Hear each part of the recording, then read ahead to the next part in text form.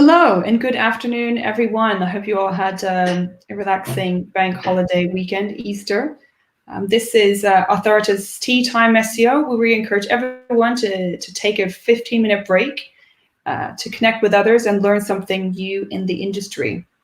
I'm SEO Joe Bloggs, growth marketer at Authoritas, and I'm joined by Carrie Shepherd, the marketing executive, and she will introduce our speakers of today.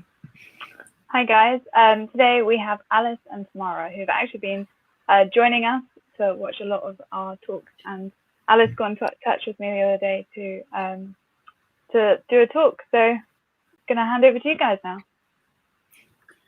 Well, thank you, Carrie. Thank you, Joe. We're really pleased to be included in this. So again, thank you for accepting our request to be included in this, because we've really enjoyed the talks so far, and we've both joined as many as we possibly could, actually. And I think both Tamara and I think that this is a very imaginative way of helping us as a community get through this difficult time. And actually, it really does qualify as a fantastic EAT project. Let me just say that at the beginning. So we are Alta Digital. I'm Alice. See what I'm doing here? I'm with the British accent. You'll hear Tamara in a moment. She is the one with the North American accent, and she'll explain why there's a Swiss flag next to her name. So I'll let her reveal that particular one. So before I go any further, I just want to say, like the other day, Laurent Borelli with his black hat, the other day, and I was so relieved to hear this. He said a few days ago that he had a life before digital. Well, actually, that is exactly what Tamara and I both contain as well. We both have had a life before digital. So in my case, I was in advertising for quite a long time. I can hear you all crunching the numbers there, almost audible. I worked at DDB, which I think is now called DDB Tribal or Tribal DDB or something like that now. And I was working on the Volkswagen account. So my background's very automotive. And Tamara's done a plethora of different things, particularly in PR. So we went into formal partnership 4 years ago when we created Alta Digital. But actually, we've been working together for nearly 16 years. This summer it will be 16 years. And what we came together to do is actually form the digital foundation for a brand new brand in Europe, Chevrolet Europe, which was formed in at the beginning of 2004, can't remember. And we built up the digital of excellence for the brand and established all the websites and all the SEO and the PPC, the whole shebang, for 38 countries. So that was our role, and that's where we started working together. And we kind of never wanted to not work together, so that's why we went into business together. So our focus is on SEO and content strategy, UX. So we do all that consultancy, and we still do that for a number of automotive and non-automotive clients. So I'll hand over to Tamara, and she can explain the rest. Hi, everyone. Thank you very much. Hi, everyone. So I'm the Canadian accent from North America, so you can hear that I'm from out and about in Canada. That's probably the best giveaway, is out and about. I have a Swiss passport and I am in Zurich. My husband is Swiss, so that's how I ended up here. But I've started working in digital when I moved to Switzerland, and I've been doing everything in digital marketing since 2002. And prior to that, as Alice said, I did do a lot of things, but I lived and worked in Toronto, and I worked in marketing, advertising, events, and PR in primarily consumer goods like shopping centers and fashion design, furniture design, and cosmetics, which was really the perfect segue to working in automotive. Not quite from fashion to automotive, but that's where I met Alice, and that brings you up to speed on myself. So thank you for having us. Great. Well, thank you very much. And thank you for talking to us about the importance of each and your blog strategy. No problem. So if you want to go to the next slide. Okay, so just a quick preamble before we go into the top tips that we've got. So it's not about the algorithm, actually. And I'm sure most of you, a lot of you on the call today are completely au fait with that. It's not about Google either. For us, EAT is a framework. It's a kind of a framework to deliver fantastic content for people. So we don't like to think of it as anything other than that. So the importance of EAT, expert, authority, trust, of course, for those who don't know, I'm sure you all do, is that it absolutely permeates everywhere and everything. And it's what will make your blog and your content resonate and succeed with your audience. So that's the kind of the opening statement. So Joe, if you wouldn't mind going to the next slide. Okay. So we're going to give you 3 top tips. As you can see, there are tons more than 3 top tips here. So like anybody who's involved in this industry, we're really good at categorizing things. So we've grouped them into 3 kind of top tip categories, like. And I'm going to deal with the first one, which is to do with getting off on the right footing. So again, sorry, what I should say before we go any further is that all this stuff that we're going to give you today and sharing with you today comes from our own experience. It comes from working with clients and projects. So it's not actually a case study per se, but it's stuff that we've learned, and sometimes we've learned it the hard way. I have to be totally honest with you about that. So the first top tip really of the list is, if you're going to have a blog, believe in it and give it adequate resource. So I know you're thinking, what has this got to do with EAT? Well, it has everything to do with it. Like, we've tried to make everything that we're going to say to you relevant to that. It really does have a massive impact on that, because it will put, if you think about it in the right way from the beginning, you're much more likely to succeed in terms of delivering quality content. We've seen this as a massive pitfall when, a lot of clients think that it's a kind of vanity project to have a blog. Oh yeah, we need a blog. And they don't really ask themselves why that is. So once you are convinced of the reasons why you need a blog, believe in it.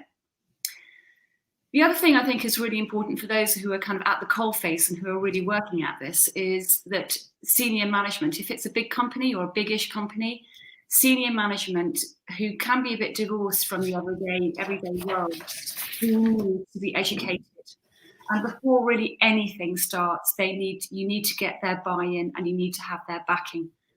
So the worst thing that can happen is that the blog gets underway, and then the senior management sees the cost of it on the bottom line, and then asks what the KPIs are, and then just like, well, we'll stop doing that then.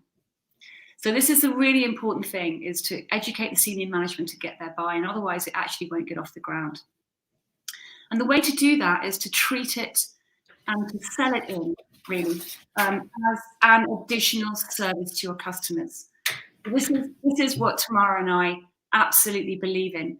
And a big project we did last year, this was absolutely the approach that we took, is that the blog that we helped with, to help to get to relaunch, actually, was there for its customers, both existing and potential customers.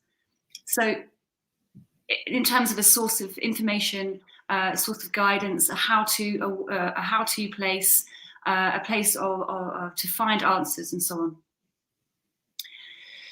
So the old adage, a bit hackneyed, quality over quantity, that's an absolute key. So this same project that I've just referenced, we started out with 700 blogs, which were of extremely questionable quality.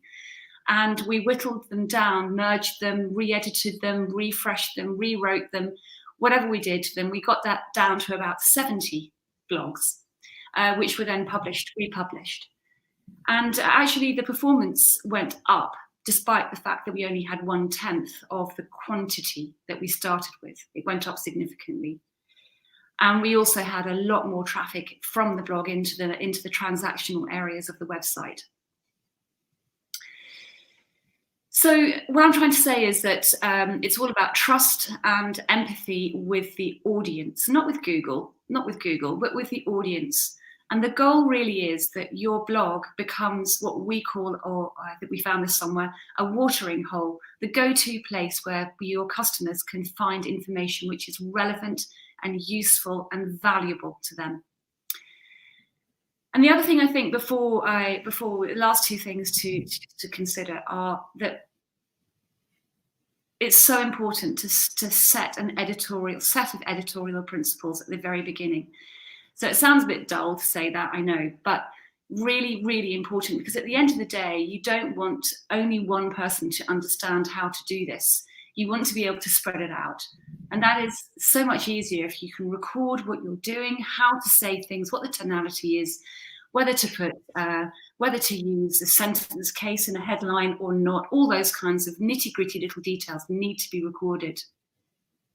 But so does intent.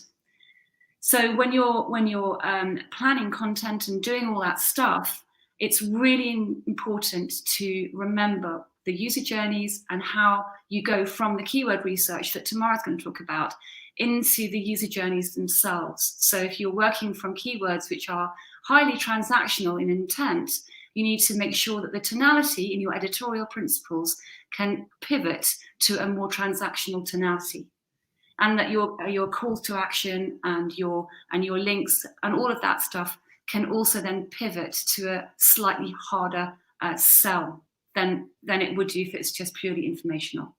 So you build that in as a concept, and you train people and get people to understand that.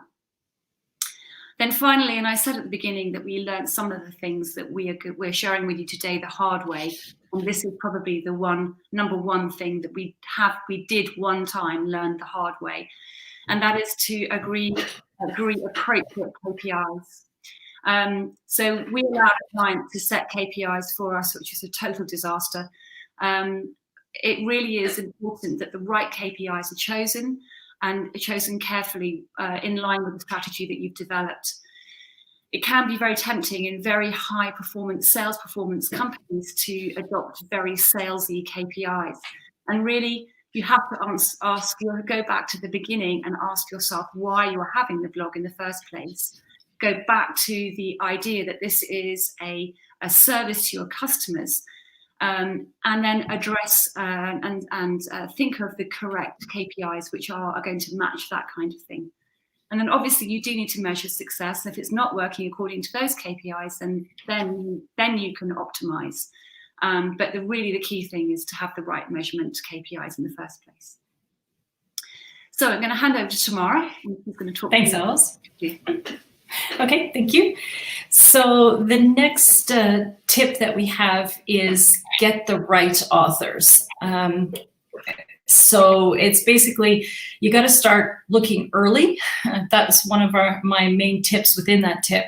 Otherwise, once you get your plan and your research and all that other stuff is completed when you're getting your shit done, if you haven't started looking for your writers early, what happens is you'll have your plan and you won't have writers or enough writers to write according to your editorial calendar that you've written.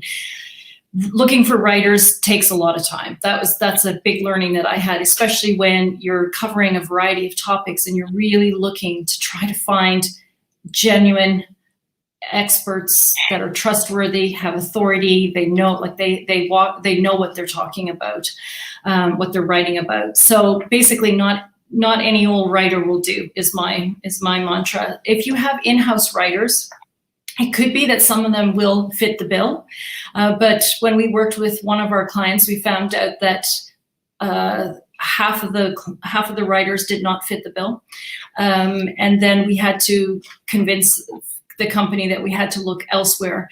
And there's so many different places actually to look and find writers that can bring something to your blog. It can actually be employees. There's a lot of people enjoy writing. They also have expertise that they can share. So it's sometimes quite motivational to include employees to recognize them in that way. So look for your employees. There's the customers as well. Depending on the industry you're in, you might have some good customers that that they're doing extremely well in their field. Include them. It's also a way to give back to them and recognize them. Can also be business partners. Could be external experts, external writers that you've discovered through online magazines, in blogs, industry events, like in a number of different areas.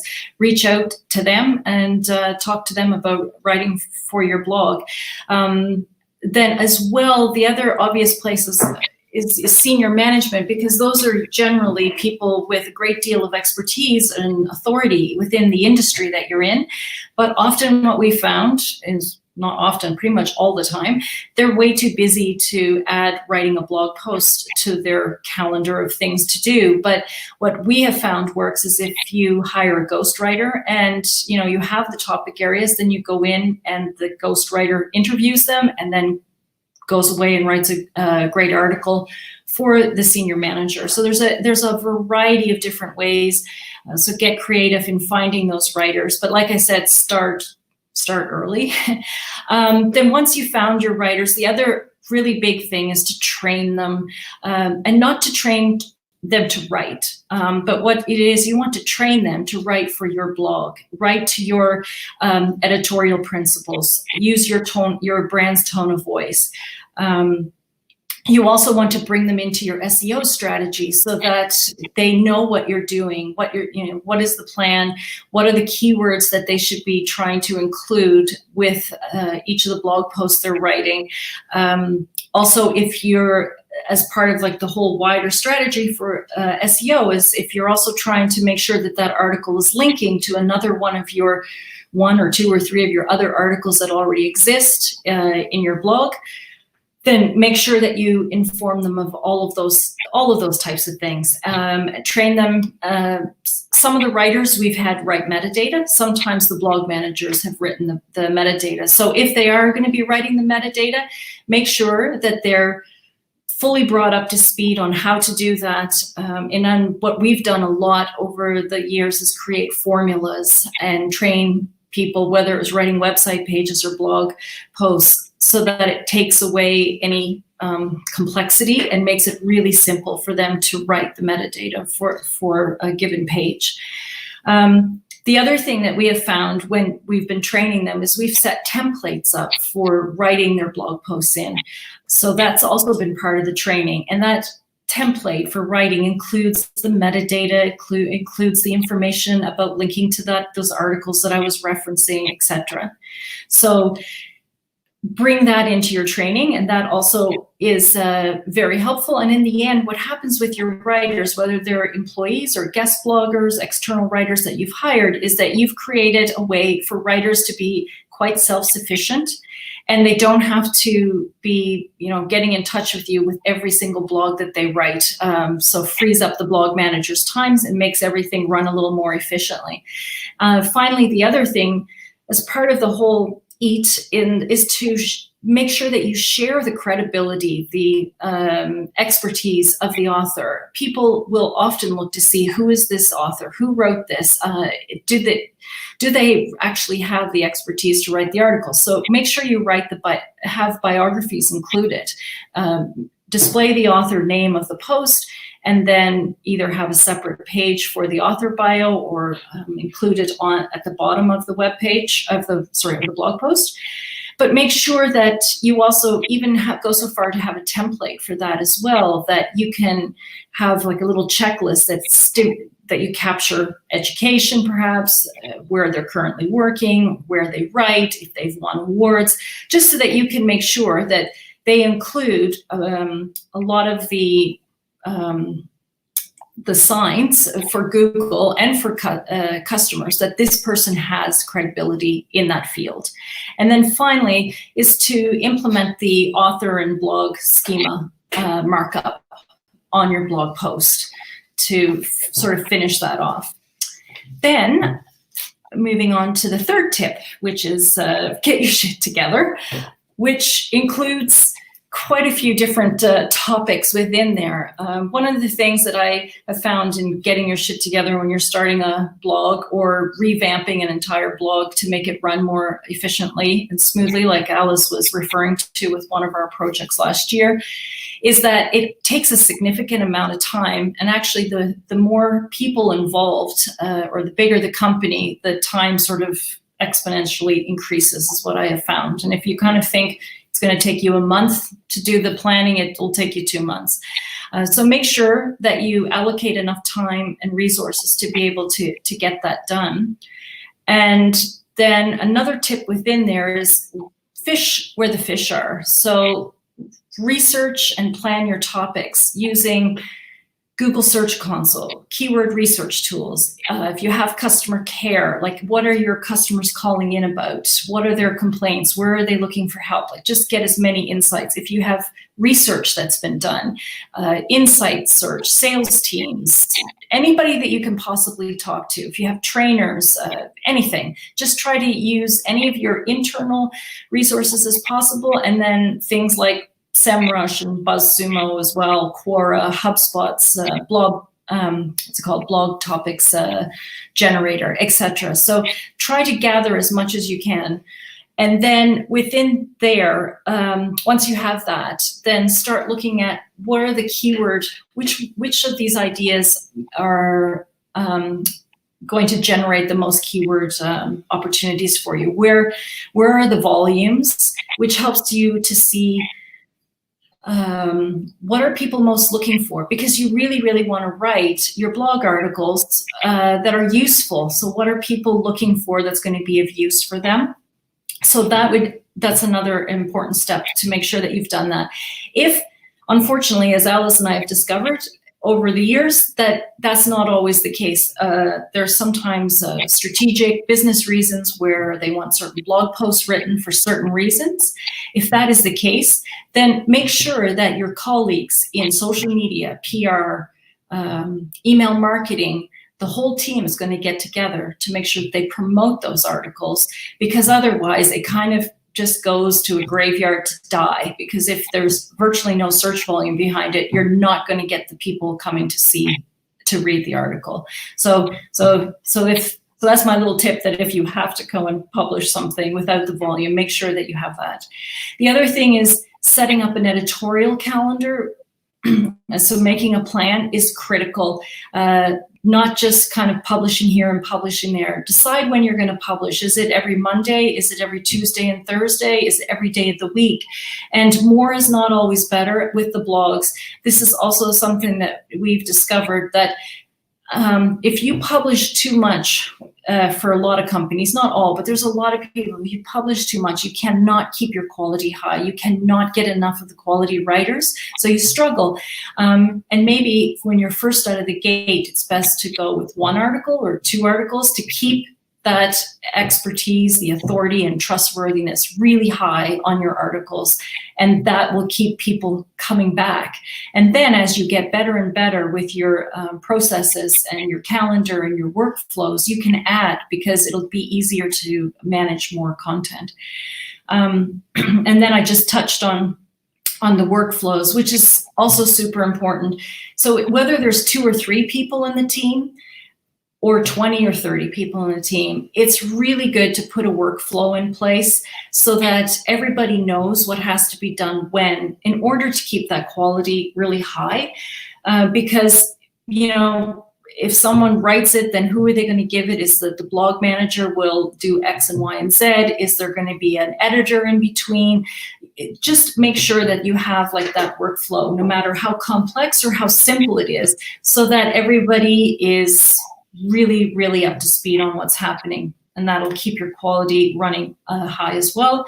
And then the other thing is check aligning with the other channels. So I touched on that before, but even if your articles do, the search volumes for the keywords attributed to your articles that you're writing, even if they have high search volume, help those articles. So work with your social media teams to promote them on Twitter or Facebook, whatever, LinkedIn, perhaps even put some paid behind some of them there could be strategic reasons to do that with some of your articles. There might be some opportunity PR can pick up on, your email marketing, etc. So make sure that you work together with them to really, because that will maximize the money that you're spending. And then the last 3 points that are there with the check the links, the temporal references, etc. Those are really all to do with maintenance and upkeep of your blog. And one of the things that we've also found over the years is that people will just go to a lot of money and expense, publish an article, put it up, and then they forget about it. And they never look at it again. So basically, it's all of those good housekeeping things. Set a calendar and a way of trigger so that you know, whether that's using Monday.com or other project management tools, whatever you need to do, that you can then trigger that you go in and you check your evergreen content once a year. You check your time-sensitive content, which could need to be checked 2 or 3 weeks after publish because of, you know, because of a given topic. So make sure that you have that so you can go in and then check that all the links are working. And then that way you'll keep that content that you've published really high. And then it circles back to what Alice was mentioning at the beginning, which is keeping your content fresh and updated and adding more content to it, republishing it if you've updated quite a significant amount to it, because you'll find that you'll get more traction once again on that article, and it'll keep bringing new traffic to your website. And those are our tips, I think, Alice, unless I've forgotten something. No, that's it. Thank you, Tamara. Great. Thank you very much, Tamara. Thank you very much, Alice. There's a lot of tips, a lot of takeaways, and we have quite a few questions actually from the audience. So we'll go there first for those questions, and then there's some others that we have as well. Okay. So the first question we have is from Simon Cox. He asks, how many corporates hate the word blog. So how would you sell them? How would you sell the concept to them?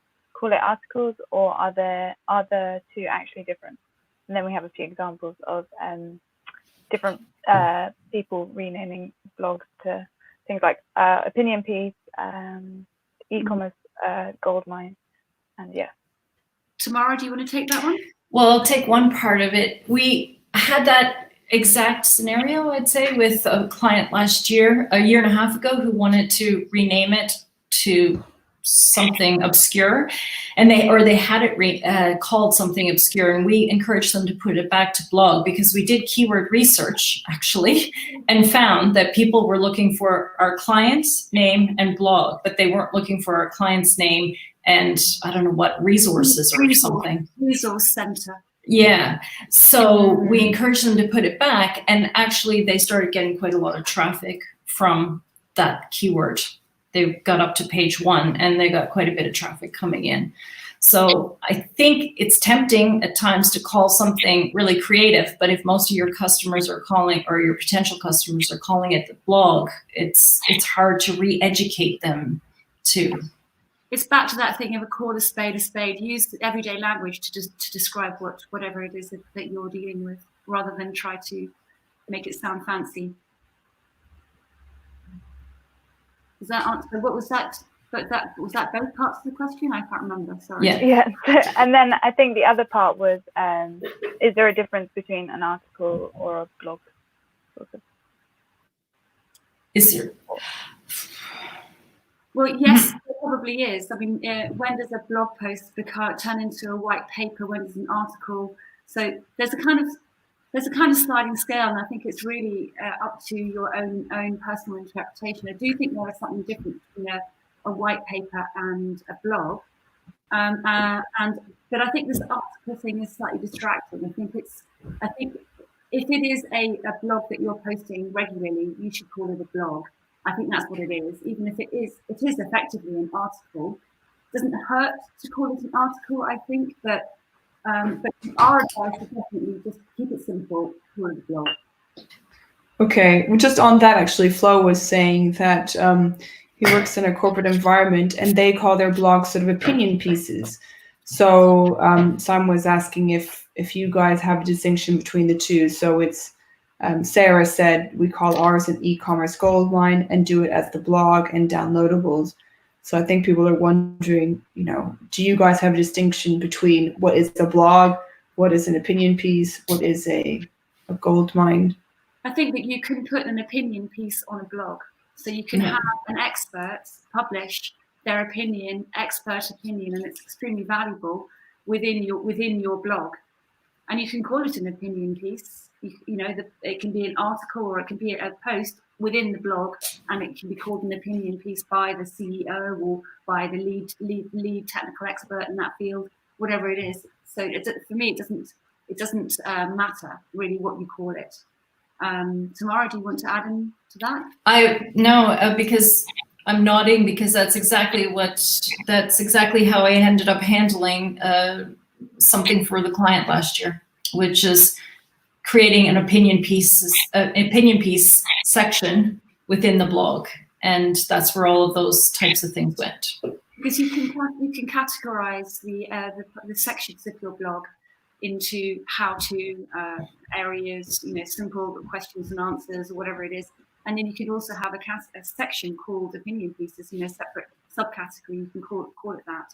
So that would be how to handle that, in our opinion. Okay, great. Thank you very much. Yeah, Simon. We have another question from Sarah. This one's directed to Tamara. I am keen to get sales to understand our key messages and note if a prospect is using similar language. It's a clear KPI that our voice is getting through the noise.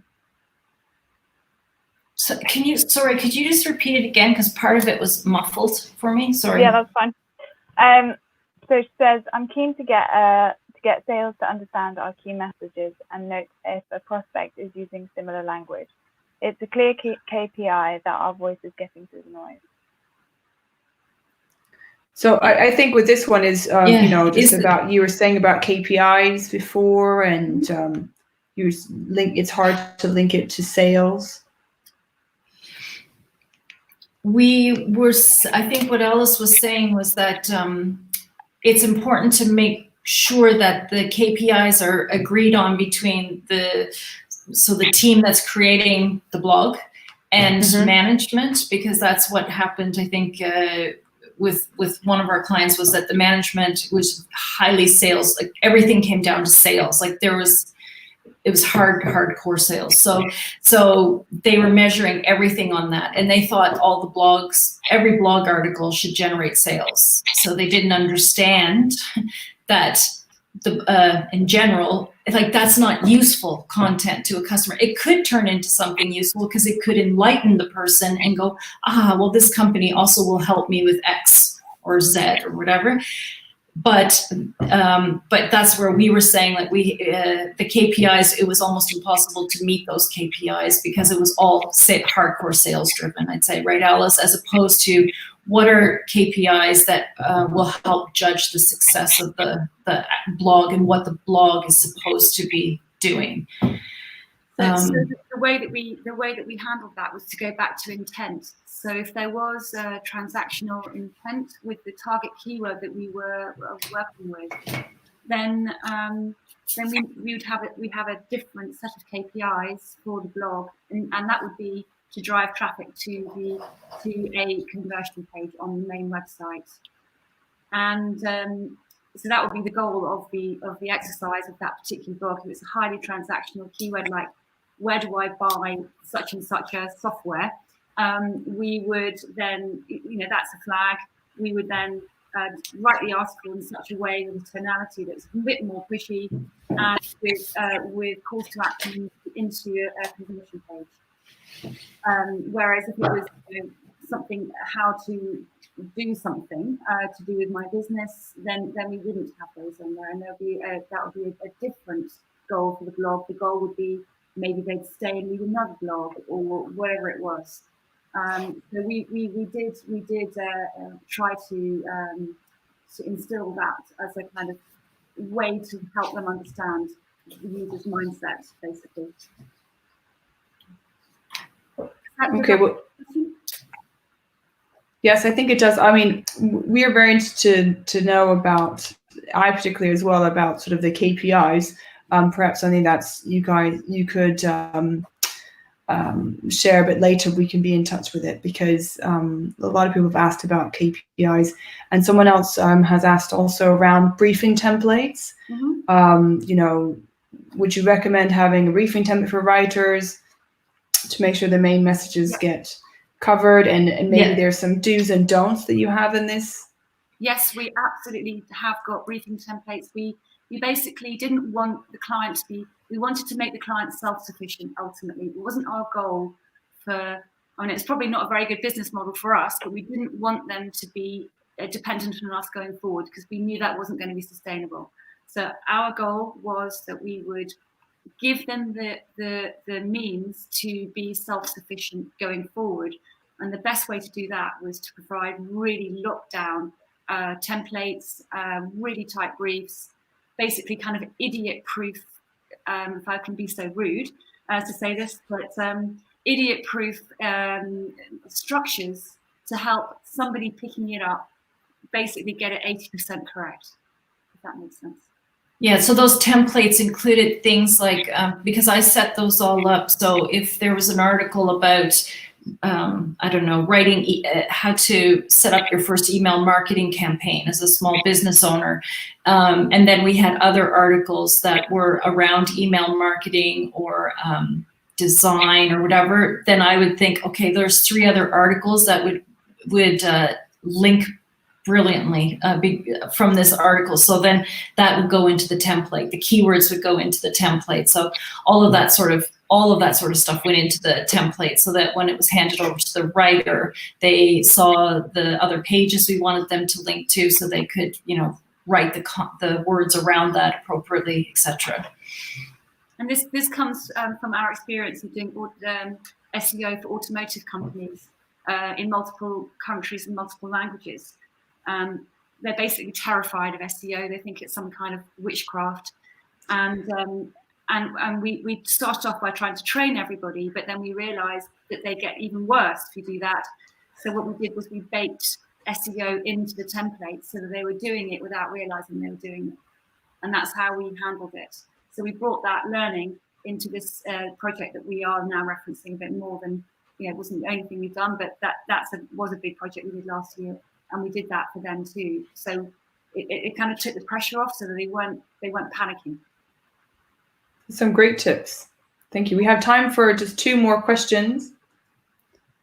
Yes, Sarah has just come back to us saying she meant more that the teams work on measuring how many of the key messages we're getting through to the audience.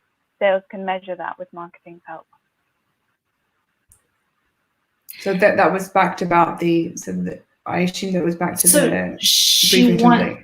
She wants to know how sales can measure. Yeah.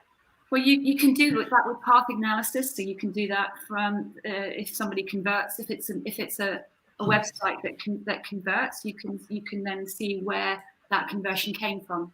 So if you look back to see if they landed on a particular blog, they liked it, they clicked on find out more information and they buy, then that gives you that. There are reports you can run in Google Analytics and Adobe Analytics that will tell you that.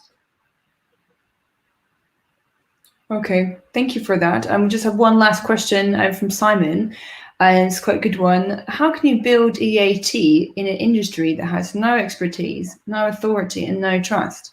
His example is a daily horoscope. Oh.